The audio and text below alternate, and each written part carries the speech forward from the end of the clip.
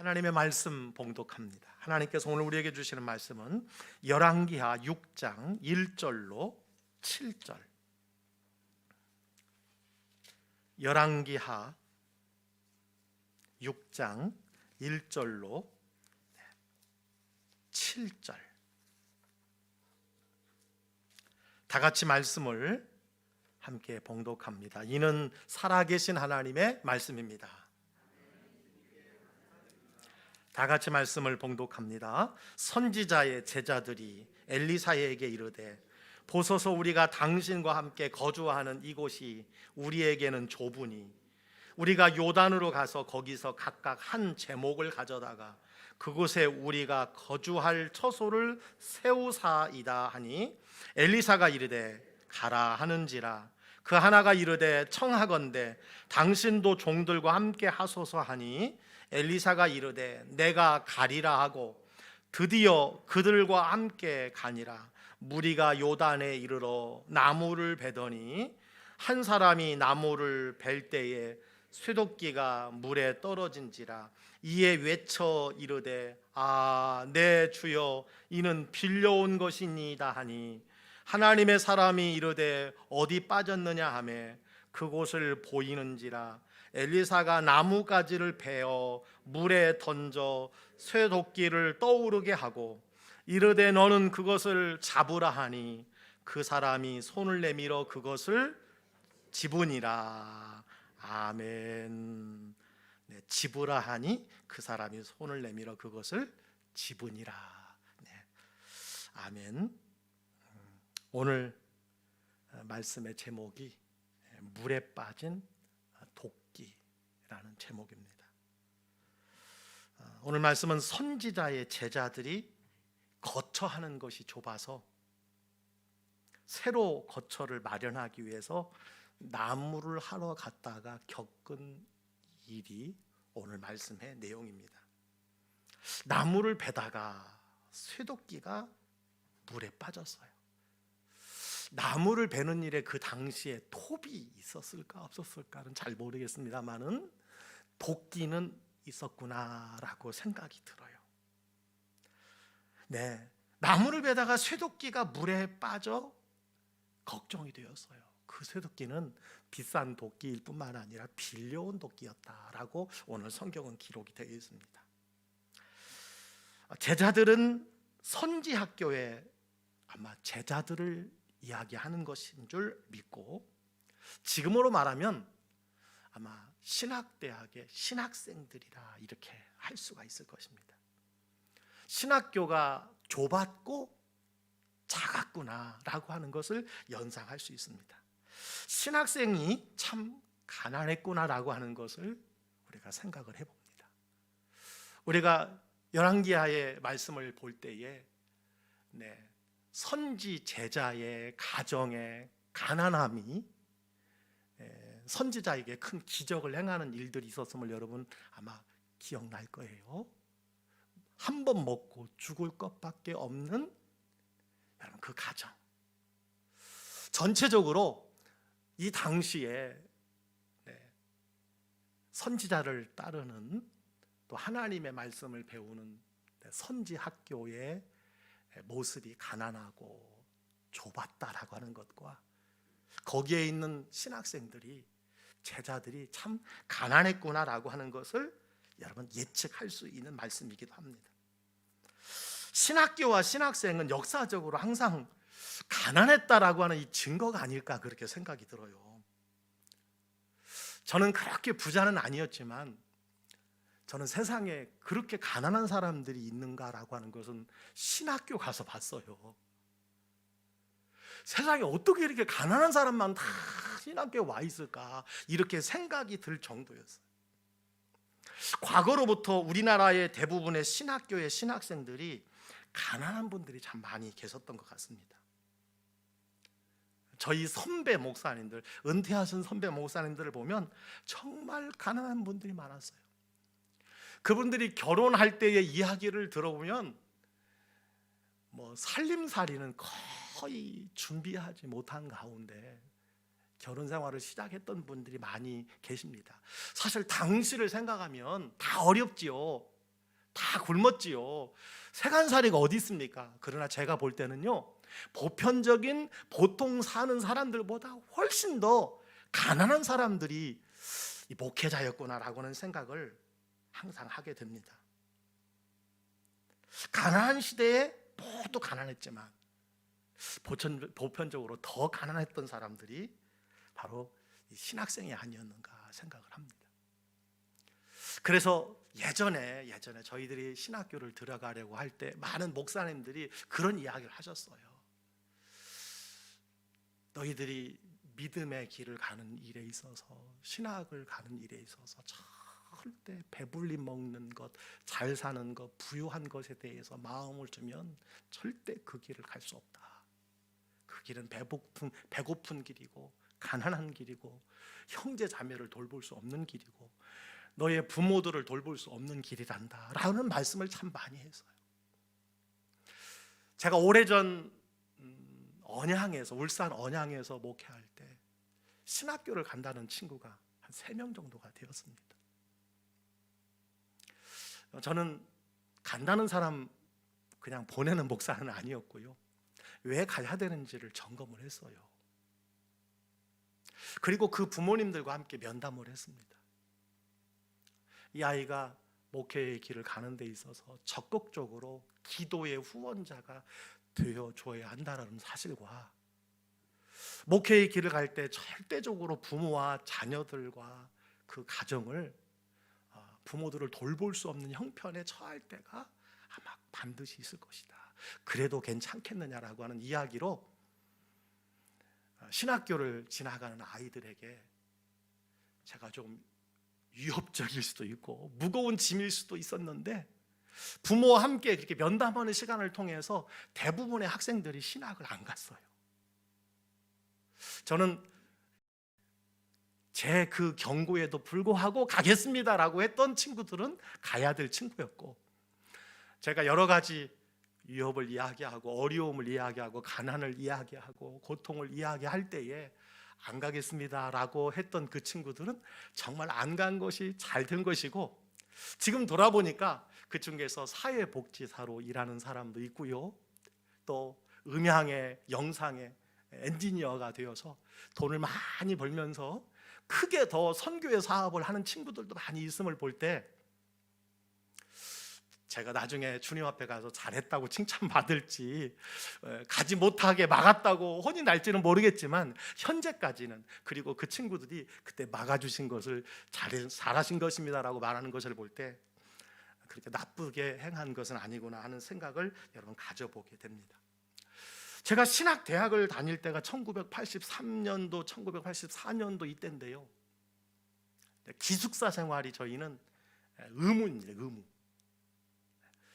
근데 그 기숙사에서 밥을 못 먹는 친구들이 참 많았어요.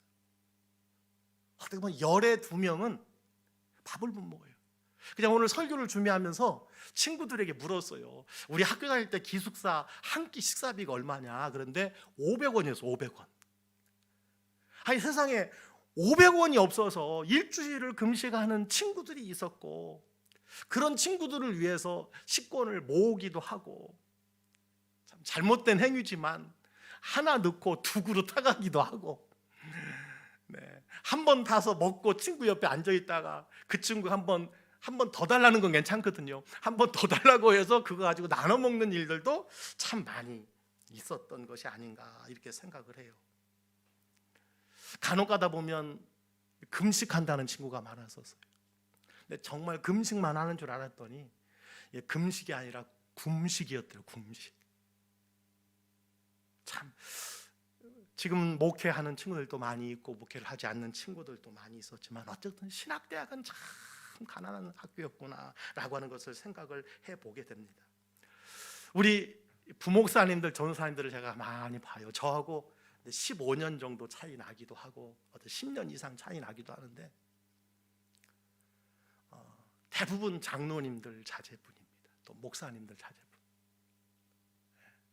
그래서 얼굴에 여러분 이렇게 귀하게 자란 티가 다 나잖아요. 그래서 제가 굶었는지 가난했는지 그거 물어보진 않았어요. 그런데 아마 갈수록 신학생들의 형편이 예전보다는 더 좋아져 가고 있지 않는가. 물론 지금도 굶는 사람이 왜 없겠습니까마는 어쨌든 10년 전, 20년 전, 40년 전은 국가적인 상황이 현격한 차이가 있기 때문에 어떤 신학생들의 가난함에 대한 것은 시대로 딱 규정할 수 없는 것이다라고 이렇게 생각을 해봅니다. 지금 우리 부목사님들 보면 참 귀하게 자란 분들이구나 그렇게 생각이 들고요. 어쨌든 이 목회의 길을 가는 데 있어서 그 부모님들이 얼마나 기대하고 또 기도를 많이 하실까 이런 생각이 들면서 저의 동역자이기도 하지만 어느 가정에 목사님과 장로님의 자녀다라는 생각을 할 때마다 제 마음속으로 잘해줘야지, 그리고 기도 많이 해줘야지, 내가 잘 보여줘야지 그런 생각을 가지고 목회할 때가 많이 있습니다. 우리 많은 성도들 중에서 신학생과 목회자는 항상 가난해야 한다라고 생각하는 분들도 계십니다.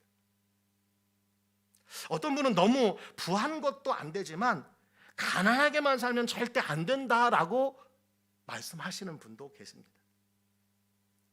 여러 가지 이유가 있으리라고 생각합니다. 부잣집 자녀로 자라다 보면 어려운 사람의 형편과 처지를 잘 알지 못하는 가운데 목회할 수도 있다라는 의미가 아닐까 생각이 들어요. 물질 때문에 피눈물을 흘리는 고통당하는 우리 성도의 평상의 삶을 어찌 그것을 경험해보지 않은 사람이, 그 고난을 경험하지 않은 사람이 진실로 이해해주고 기도할 수 있겠느냐라는 의미가 있습니다. 그러나 또 너무 가난하게만 살다 보면 간혹 부한 욕심에 쉽게 유혹을 받는 경우가 많이 있습니다. 그래서 너무 가난한 것도 안 되지만 부한 것도 안 되지만 그 교회의 수준의 중간 정도가 좋을 것 같습니다라고 이렇게 말씀하시는 분들이 많이 계십니다. 여러분, 사실 목회자 섬김의 길이고 낮아짐의 길이에요. 희생의 길입니다. 그러나 1960년대 70년대의 희생의 길과 2020년을 살아가는 목회자의 희생의 모습은 조금 달라져야 된다고 생각을 합니다. 지금도 못 먹고 여러분 가난하게 사는 그 희생만을 요구하는 것이 아니라 이제 좀 삶의 다양한 모습 속에서의 예수님과 같은 섬김과 희생의 아마 모습이 우리에게 더 필요하지 않을까 그렇게 여러분 생각을 해봅니다. 저는 성경 두 곳의 말씀을 한번 생각해 봤어요. 고린도전서 9장 22절 23절 이런 말씀이 있습니다. 약한 자들에게 내가 약한 자와 같이 된 것은 약한 자를 얻고자 함이요 내가 여러 사람에게 여러 모습이 된 것은 아무쪼록 몇 사람이라도 구원하고자 함이니 내가 복음을 위하여 모든 것을 행하면 복음에 참여하고자 함이라. 그래서 저는 그렇게 생각해요. 어떤 목회자가 좋냐?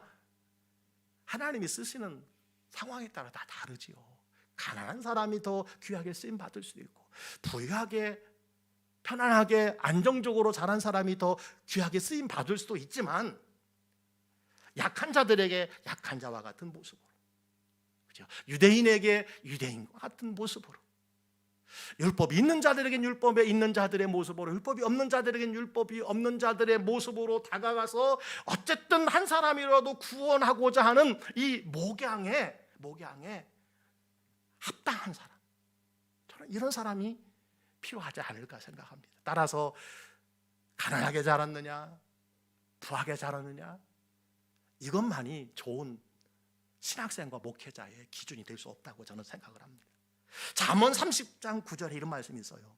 한번 다 같이 읽어볼까요? 혹 내가 배불러서 하나님을 모른다 여호와가 누구냐 할까 하오며 혹 내가 가난하여 도둑질하고 내 하나님의 이름을 욕되게 할까 두려워함이니이다. 아멘. 여러분, 이 말씀이 참 중요하지 않을까 생각해요. 너무 가난한 까닭에 또 부유함에 사람들과 삶을 늘 비판하는 사람이 있을 수도 있어요. 이 목회자들 보면요, 오늘도 여러분 선거가 있었지만 늘 야당의 편에 있는 사람이 있고 평생 여당의 편에 있는 사람이 있고 평생 가난한 자와 노동자의 마음을 가지고 살아가는 사람도 있고 또 어떤 사람은 부한자의 마음 속에서 여러분 살아가는 사람도 있어요. 저는 여러분 편중되어지는 것은, 균형 감각을 잃는 것은 잘못된 것이라고 생각합니다. 배불러서 하나님 모른다, 그런 사람이 어떻게 여러분 목회자가 되겠습니까? 여러분 가난하여서 늘 목회하면서 무엇이 그 사람 마음을 차지하겠어요? 좀 더 돈 버는 거, 좀 더 넓은 평수.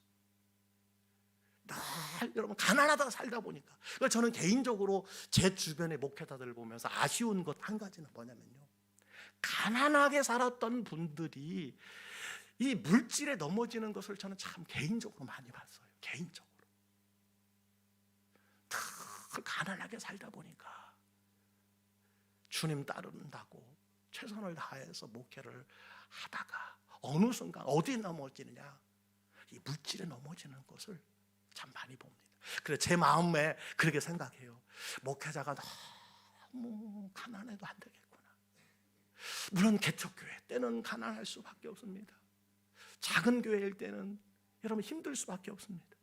교회가 조금 사이즈가 커지고 또 형편이 좋아지면 조금 나은 삶을 살아갈 수 있지만, 지금 편안하다고 과거의 어려운 삶을 잊어버려서도 안 되고, 또 여러분 가난해서 여기 말한 것처럼 도둑질하고 내 하나님의 이름을 욕되게 할까, 이것도 두려운 것이 사실이라는 것을 늘 경험하게 됩니다. 여러분은 어떻게 생각을 하십니까? 오늘 본문이 의미하는 것은 무엇이냐면요, 착한 선지자들이나 하나님의 일꾼들이 매우 힘들고 어렵게 생활을 한 것은 그 시대의 상황이 악한 세상이었기 때문이다라는 거예요. 오늘 본문의 시대상에 대한 것은, 그리고 하나님의 말씀, 여러분 예수님께서도 이 세상에 계실 때 머리 둘 곳이 없다고 말씀을 하셨어요. 마태복음 8장 20절 보니까 예수께서 이르시되 여우도 굴이 있고 공중에 새도 거처가 있을 때 인자는 머리 둘 곳이 없다 하시더라. 그 시대는 불행했고 결국 그 나라는 멸망했다는 것을 예수님이 말씀해 주고 있습니다. 여러분 이런 상황을 감안하면 엘리사 선지자가 나아만 군대 장관의 병을 고쳐주었잖아요. 그때 나아만이 얼마나 많은 선물을 가져왔는지 여러분 잘 아시지요. 그것을 준다고 했는데 엘리사가 그것을 받지 않았던 것을 우리가 한번 생각해 봐요. 참 대단한 선지자였구나. 여러분 그 예물은 굉장히 큰 겁니다. 여러분 5절에 보니까 5장 5절에 보면 여러분 은 10달란트와 금 6,000개와 의복 10벌을 가지고 가서 이렇게 되어 있어요. 여러분 은 10달란트, 한 달란트가 34kg이에요. 34. 그러니까 은 10달란트면 340kg의 은이에요. 굉장히 큰 겁니다. 금이 6,000개고 의복이 10벌을 가지고 왔어요. 그런데 엘리사 선지자가요, 받아도 되잖아요. 나병을 고쳐주었으니까. 사실 왕이 선물로 나만에게 보내온 것이지 않습니까? 근데 그것을 받지 않았어요. 선지자와 제자들이 참 어려웠을 뿐만 아니라 자신보다 제자들이 어렵다는 핑계로 그 예물을 충분히 받을 수 있었습니다. 참 엘리사 선지자가 대단해요. 선지자의 자존심이 있었던 것 같아요. 선지자의 자존심은 무엇일까요? 하나님의 사람은 하나님께서 공급하시는 것으로 살리라. 저는 이것이 선지자의 자존심이라고 생각을 해요. 저도 살면서 크고 어려운 여러분 시기가 있었고, 개척을 하면서 또 부목사로 있으면서 담임 목사로 지내면서 크고 작은 물질적인 어려움들이 늘 있었습니다. 사실 저희가 목회할 때는 가는 곳마다 반드시 2, 3년에 한 번은요 큰 돈을 헌금을 해야 했어요. 반드시 교회에 땅 사는 일이 있고 반드시 교회를 건축하는 일들이 항상 있었습니다. 그러다 보면 5년, 6년 모아놓고 저금한 것을 다 털어야 될 때가 참 많이 있어요. 털지 않고는요 정말 하나님 앞에 죄송해서 목회할 수 없을 그런 상황이 참 많았어요. 목사가 먼저 드려야 된다는 마음이 그러다 보니까 사실은요 교회를 사임하고 올 때 되면 받은 퇴직금 가지고 거기서 들여진 물질 빚 갚느라고 다시 빈털터리가 되고 또 다시 빈털터리가 되고 그런 경우가 참 많이 있었음을 보게 됩니다. 여러분, 그런데 이 목회자, 선지자의 자존심이 무엇입니까? 한 가지라고 저는 생각해요. 가난해도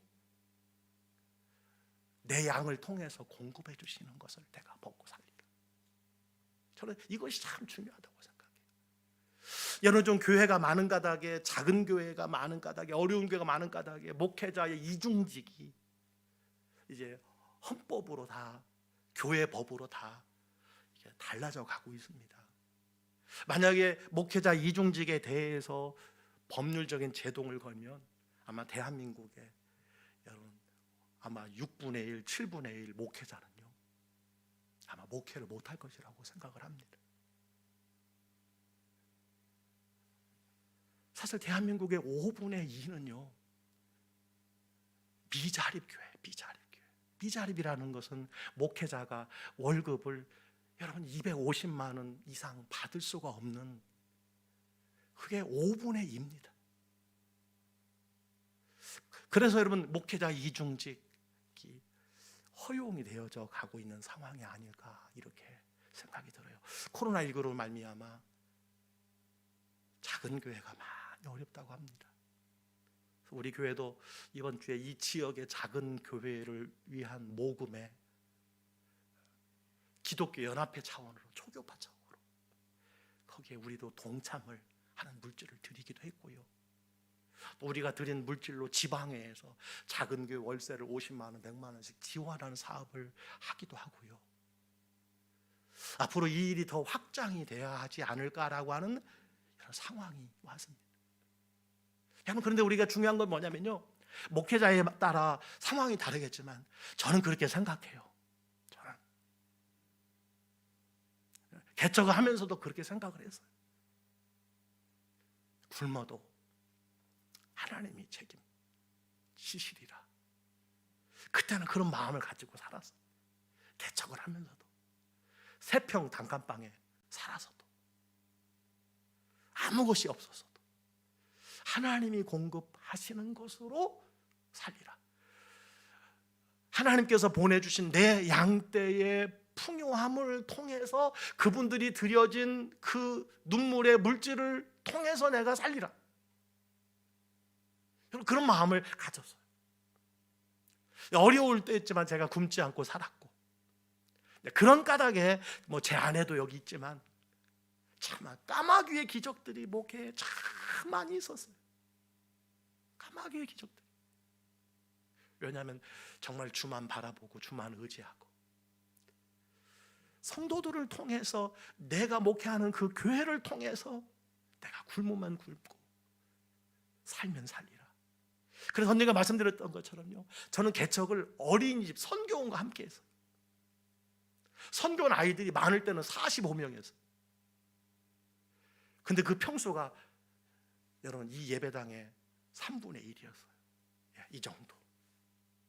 거기서 45명을 선교원 아이들을 4년 가까이 제 아내가 선생님 한 분하고 밥 해주고, 저는 4년 동안 봉고차 새벽부터 토요일까지 운전하고, 6시에 끝나도 대부분 선교원에 보내는 아이들의 부모님들은 9시에 오시는 분도 10시에 그때까지 그 애 하나 데리고 앉아서 졸기도 하고, 여러분 그게 4년을. 근데 제가 결국 그 선교원을 그만둘 수 있었던 것은 무엇이냐면요, 목회를 해야 되는데 선교원 운전사들, 다니는 곳마다 운전사 아저씨 막 그러고요. 그래서 제가 제 안에 결단을 내렸어요. 죽으면 죽으리라.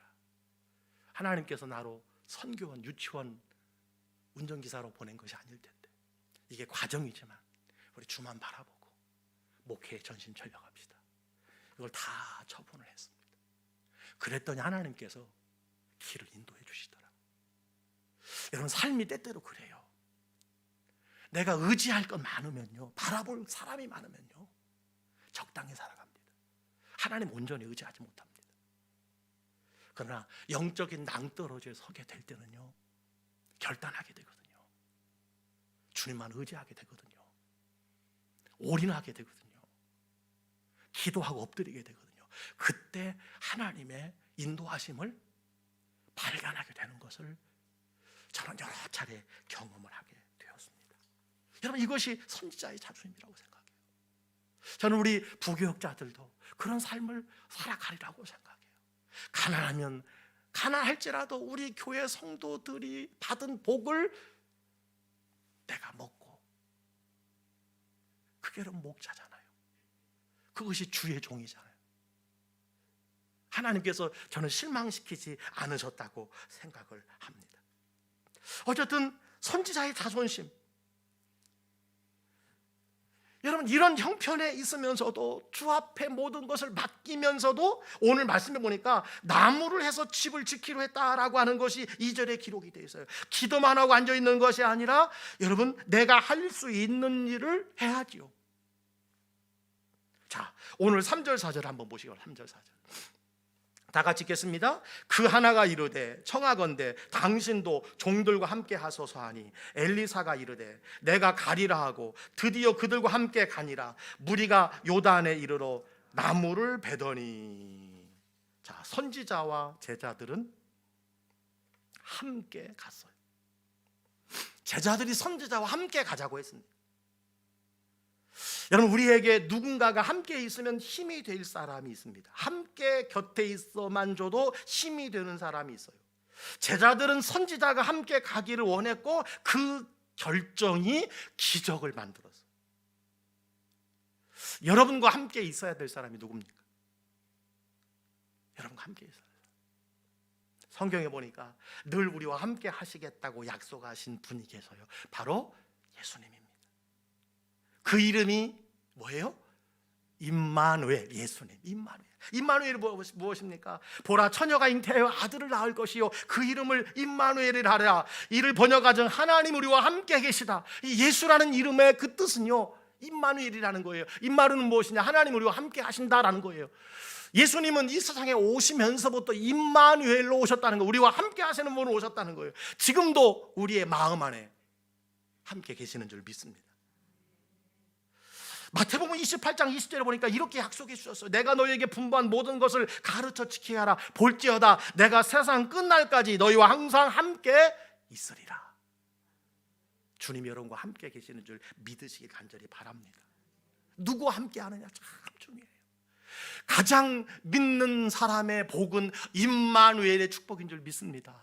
우리가 코로나19로 큰 어려움 가운데 있지만 그래도 예수님은 임마누엘로 우리와 함께 계시다는 사실을 잊어버리지 마시기를 바랍니다. 어떤 위기와 어려운 상황 속에서 임마누엘 예수님이 여러분의 주님이심을 믿으시기를 주의 이름으로 축복합니다. 중요한 것은 주님은 우리와 함께 계신다고 약속해 주셨는데 우리가 문제예요. 우리는 예수님이 내 곁에 계신 것처럼 살고 있는가라는 것입니다. 도리어 예수님이 나와 함께 계시지 않은 것이 편합니다 라고 말할 정도의 삶을 우리가 살아가고 있지 않는지. 그냥 주님 신경 쓰지 않고 사는 것이 참 좋아, 이렇게 생각하는 분들도 계시지 않을까 생각합니다. 사랑하는 성도 여러분, 늘 예수님이 여러분과 함께 하시도록 기도하시기를 주의 이름으로 축복합니다. 그리고 함께 걸어가시기를 바랍니다. 그분이 내 곁에 계시도록 합시다. 그분이 계심이 여러분에게 가장 큰 복이 되는 삶을 살아가시기를 주의 이름으로 축복합니다. 자, 나무를 하러 그렇게 갔는데 오늘 5절에 보니까 놀라운 일이 일어나고 말았어요. 한 사람이 나무를 벨 때에 쇠도끼가 물에 떨어진지라 이에 외쳐 이르되 아야 내 주여 이는 빌려온 것이니이다. 도끼를 빌려서 나무를 하던 중에 매우 곤란한 일이 벌어졌어요. 빌려온 그 도끼가 그만 물에 빠지고 말았습니다. 좋은 일을 하려고 했는데 그 어려운 형편에 스스로 노력해서 집을 지으려는데 이런 난감한 일이 벌어지고 말았어요. 여러분, 여기 쇠도끼라고 그래요. 쇠도끼. 그 당시에 쇠 얼마나 비쌌을까요? 그것도 도끼니까 얼마나 무거운 쇠, 얼마나 비싼 것일까요? 아마 요즘으로의 금도끼는 아닐지라도 그 정도의 비싼 것이 아닐까 여러분 이렇게 생각을 합니다. 근데 그것이 물에 빠지고 말았어요. 좋은 일을 하려다가 그 어려운 형편에 스스로 노력해서 집을 지으려는데 이런 참 답답한 일이 일어나고 말았다는 거예요. 더욱이 엘리사가 함께 간 그곳에서 이런 일이 벌어지고 말았습니다. 집도 지을 수가 없게 되었고 도끼값만 물어내야 하는 형편에 처하게 되었습니다. 여러분, 오늘 이 말씀을 통해서 우리에게 주신 말씀이 뭡니까? 좋은 일, 착한 일, 의로운 일을 하다가도 이런 어려운 일이 생길 수 있다는 거예요. 이런 어려운 일이 생길 수 있어요. 그러나 여러분, 기적의 전주곡이라는 사실을 꼭 기억하시기 바랍니다. 그래요. 하나님의 뜻 안에서 시작한 어떤 계획과 행사가 어려울 수 있어요. 어려움에 빠질 수 있습니다. 그런데 여러분 꼭 기억하세요. 그것은 기적의 전주곡이 될 수 있다는 사실입니다. 선하게 사는데, 바르게 사는데 어렵게 꼬이고 잘 풀리지 않는 경우가 이 세상에 참 많이 있어요. 천국에 가면 절대 있지 않을 일들이 우리가 살아가는 이 세상에는 분명히 있습니다. 종종 일어납니다. 여러분 기억하십시오. 무엇을 기억해야 합니까? 신앙을 바로 지키고 기도 생활 열심히 하는 중에 일어나는 일들은 하나님의 은혜를 맛볼 수 있는 기회가 된다는 사실이에요. 하나님의 은혜를 맛볼 수 있는 기회가 되는 거예요. 이것이 참 중요합니다. 저는 다시 한번 말씀드리고 싶어요. 믿음을 바로 지키고 신앙을 바로 지키고 기도 생활을 열심히 하는 중에 일어난 일들은 하나님의 은혜를 맛볼 수 있는 기회가 된다는 거예요. 이러는 가나안 혼인잔치에 포도주가 떨어진 것은요, 예수님이 누구신가라고 하는 것을 그들이 발견하는 여러분 기적의 전주곡이 되었던 것을 여러분 기억하시길 바랍니다. 여러분 6절 7절을 말씀을 볼까요? 6절 7절 다 같이 한 목소리로 읽겠습니다. 하나님의 사람이 이르되 어디 빠졌느냐 하매 그곳을 보이는지라 엘리사가 나뭇가지를 베어 물에 던져 쇠도끼를 머무르게 하고 떠오르게 하고 이르되 너는 그것을 집으라 하니 그 사람이 손을 내밀어 그것을 집으니라. 여러분 이건 마술이 아니에요. 절대적인 하나님의 능력이라고 말할 수 있습니다. 믿음의 삶을 살아온 사람들, 기도하는 사람들이 경험하는 은혜를 여기 한 사건으로 우리에게 가르쳐 주신다고 저는 생각합니다. 물리적인 법칙을 깨트리는 일이 일어났습니다. 큰 문제가 있었지만, 안타까운 일이 있었지만 선지자와 함께 간 곳에서 놀라운 일이 일어납니다. 사랑하는 성도 여러분, 우리의 인생에 놀라운 문제도 결국 놀라운 기적으로 나타날 수 있다는 사실을 여러분 기억하시기 바랍니다. 살아가면서 만나는 생각지 못한 문제들과 시련들은 도리어 여러분 나를 새로운 영적 차원으로 내 삶을 인도할 수 있다는 사실을 꼭 기억하시기 바랍니다. 따라서 그것을 만나도 믿음 안에서 살아가십시오.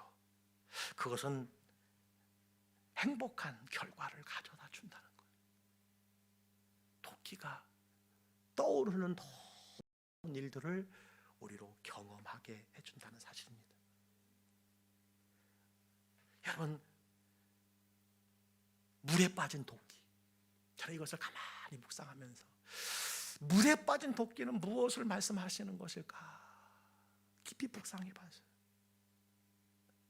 우리가 하나님의 거룩한 도구이며 하나님께 쓰임새 있게 우리를 이 땅에 창조하신 우리가 도끼구나라는 생각을 가져봤어요. 하나님의 일하는 데에 쓰임 맞는 도끼, 도구. 사랑하는 성도 여러분, 하나님의 사업, 하나님의 나라를 만들어가는 여기 도끼와 같이 여러분도 하나님 나라와 하나님의 교회의 귀중한 도끼라는 사실을 기억하시기를 주의 이름으로 축복합니다. 가난한 사람의 집을 지어주는 데 사용되는 도끼, 어렵고 힘든 사람의 어깨를 감싸주며 늘어뜨린 손을 붙잡아주는 위로의 도끼, 영원한 생명이신 다시 사신 예수님의 부활을 전해주는 복음의 도끼, 찬양을 위해 쓰일 도끼이고 복음 전파를 위해 쓰일 도끼입니다. 불의를 몰아내고 정의를 세우는 데 사용될 도끼며 주님이 원하시는 데 가야 할 도끼, 그게 오늘 물에 빠진 도끼, 그게 도끼라고 저는 생각을 해요. 그래서 그 뜻을 따라서 잘 사용되었어요. 열심히 충성했습니다. 열심히 일했습니다. 그런데 어느 순간 그 도끼가 불에 빠지고 만 것이라는 사실이,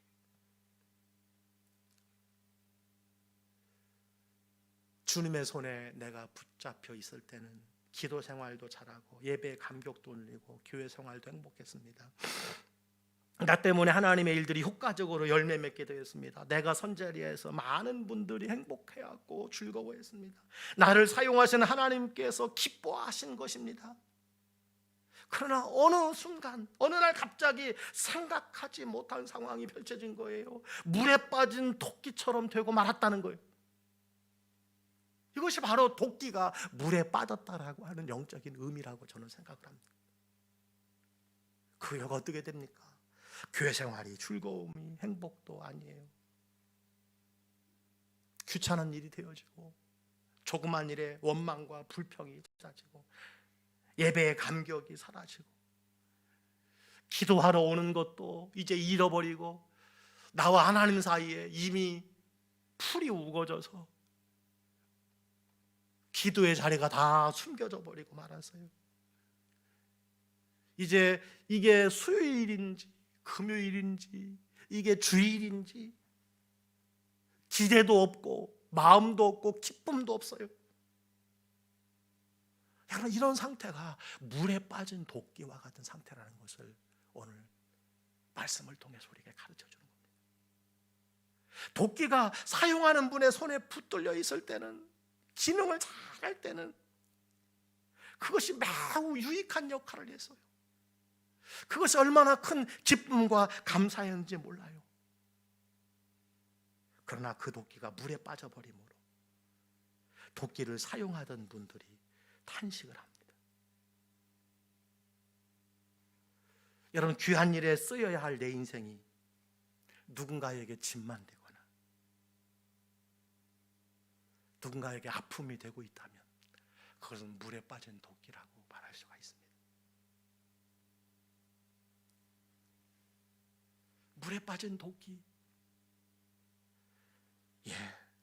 자기 자신을 지키지 못함으로, 자기에게 맡겨진 사명을 감당하지 못함으로 일꾼이 아니라 말꾼이 되어지고, 일꾼이 아니라 일감이 되어져서 하나님의 걱정과 근심거리로 여러분 살아갈 수 있겠구나라고 하는 생각을 가져보게 됩니다. 말씀을 정리합니다. 사랑하는 성도 여러분, 혹시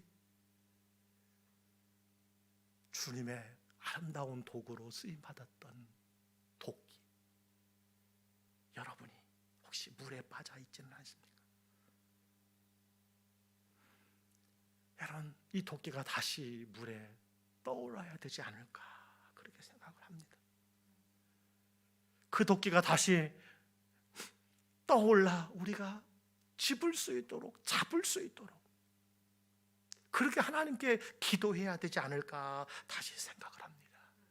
여러분, 도끼가 다시 떠올라야 됩니다. 중요한 것은 잃고도 잃은 줄 모른 채 사는 사람들이 많이 있습니다. 도끼를 빠뜨린 제자들은 어땠어요? 야, 한탄을 했어요. 한탄을 했어요. 오늘 우리는 내 도끼가 빠진지도 모르고 빠졌음에도 불구하고 한탄할지도 모르고 그냥 빠진 대로 살아가고 있지는 않는가. 여러분, 매우 위험한 상태라는 것을 오늘 성경은 우리에게 말씀해 주고 있습니다. 사랑하는 성도 여러분, 소중한 도끼 다시 떠오르게 해야 합니다. 다시 주님께 쓰임 받아야 합니다. 물에 빠진 도끼처럼 살아가지 마시고 다시 한번 주님 앞에 귀하게 쓰임 받는 우리 광주의 모든 성도님들 되시기를 주의 이름으로 간절히 축복합니다. 기도하겠습니다. 주님